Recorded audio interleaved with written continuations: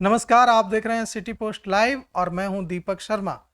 मेरी यात्रा भी नहीं जगा पाई लोगों में उम्मीद, सब हो रहे हैं निराश, सब हैं निराश, कल सीएम से मिलूंगा, भावुक हो बोले कन्हैया कुमार।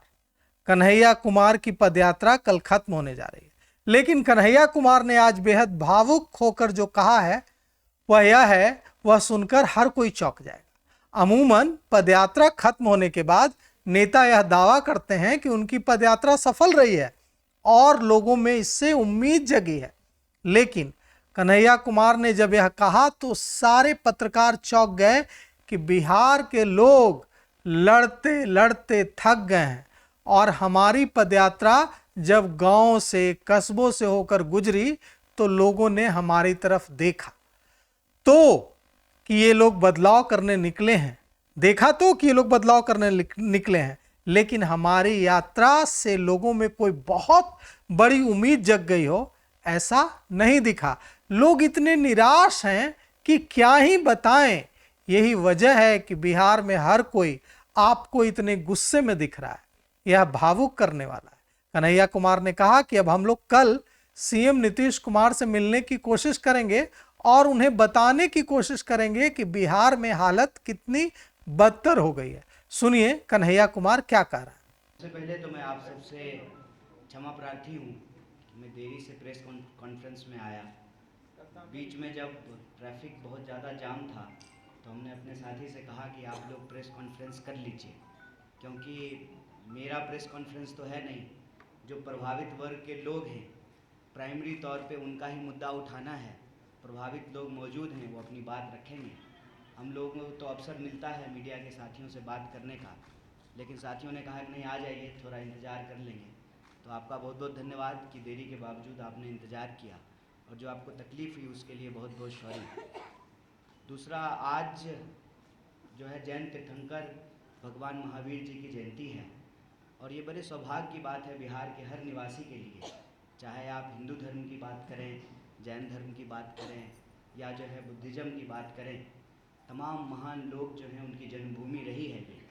और इस यात्रा के माध्यम से ही आज सौभाग्य प्राप्त हुआ पटना साहिब में मत्था टेकने का, और वहाँ से आने में ही जो है भयंकर जो जाम थी।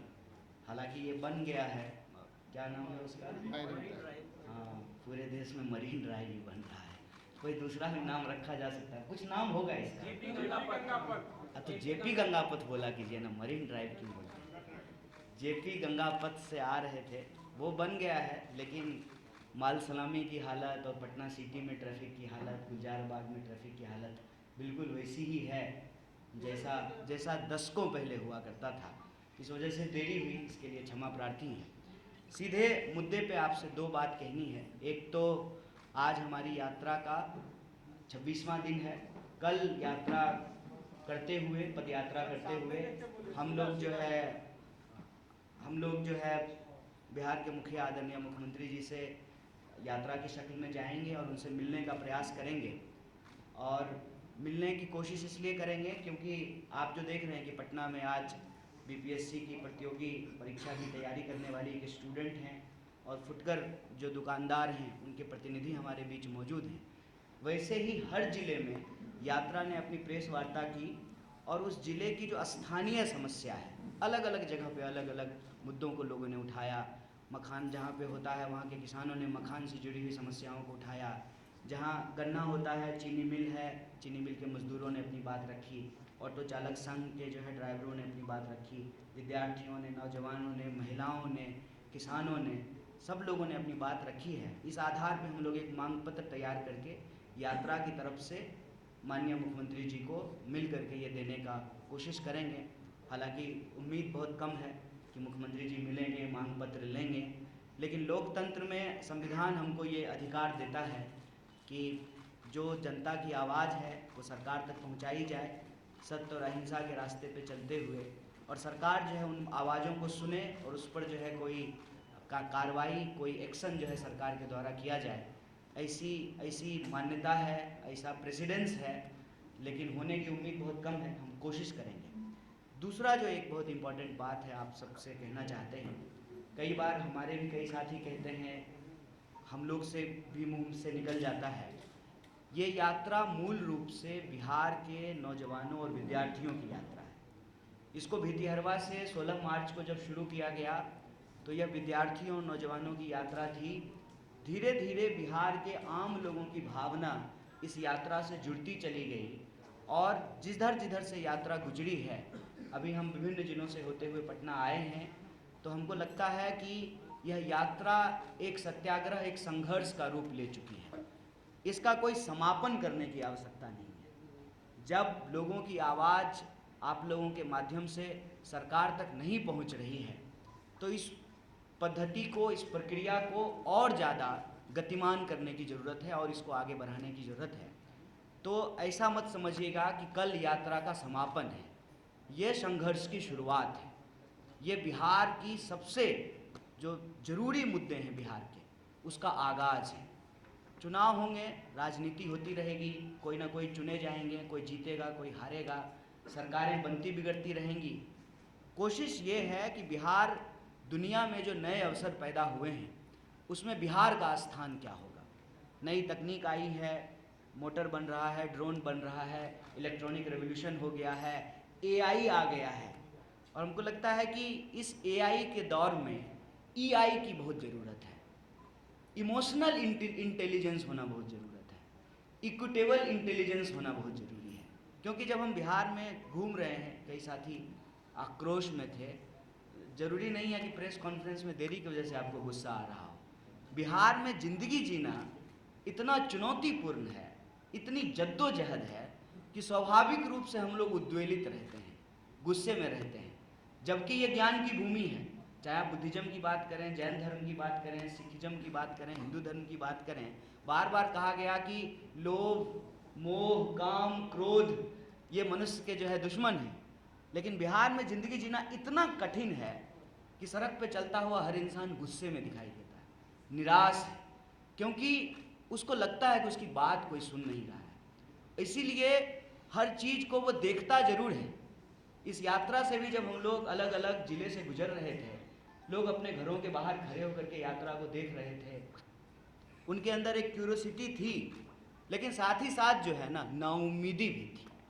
और ये सच मैं आज आपके सामने रखना चाहता हूँ। लड़ते लड़ते लोग थक जाते हैं और हालत इतना दर्दनाक है कि अभी पटना की एक घटना है, आप सोचिएगा कितनी भावुक बात है। एक डॉक्टरी पढ़ने वाला स्टूडेंट IGIMS में पढ़ रहा है, उसका एक्सीडेंट होता है, खुद डॉक्टरी की पढ़ाई कर रहा है, अपने ही अस्पताल में जहाँ वो पढ़ रहा है उसको बेड नहीं मिलता है, और प्राइवेट अस्पताल में जो है उसकी मौत हो जाती है। इससे ज़्यादा और कोई प्रमाण चाहिए क्या? क्या हालत है हमारे प्रदेश की? और कोई रिपोर्ट चाहिए क्या? अगर रिपोर्ट चाहिए तो कैग का रिपोर्ट उठा करके देख लीजिए, क्या कहा गया है स्वास्थ्य व्यवस्था के बारे में। स्वास्थ्य व्यवस्था की हालत ये है कि आप बीमार हैं और सरकारी अस्पताल में जाएंगे तो आप ठीक नहीं होंगे, आप और बीमार हो जाएंगे। ये सच है, और ये सच हम सब लोग अपनी आंखों से देख रहे हैं। बेकारी की बात करेंगे, शहरी क्षेत्र में 30% से ज़्यादा बेकारी है बिहार में, और ग्रामीण क्षेत्र में 9% बेकारी है। लगभग डबल हो गया है पिछले एक दशक में। देश का जो बेकारी दर है, उस बेकारी दर से बिहार का बेकारी दर ज़्यादा हो चुका है। किसान आत्महत्या की हालत, बिहार में किसान आत्महत्या नहीं करते थे। जवान हालत की आत्महत्या की हालत, और लोगों के रहने की जो व्यवस्थाएं हैं, आप देखिए कि पटना में स्टूडेंट किन परिस्थितियों में रह करके पढ़ाई कर रहा है, और नतीजा क्या है?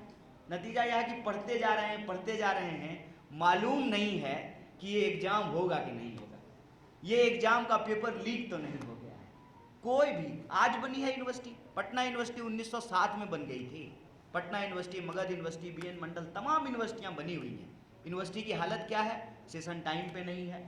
तो जब पढ़ाई नहीं मिलेगी, इलाज नहीं मिलेगा, रोजगार नहीं मिलेगा और सामाजिक सुरक्षा नहीं मिलेगी, आप अपराध की घटनाओं को उठा करके देख लीजिए, आम लोग का कौन पूछता है?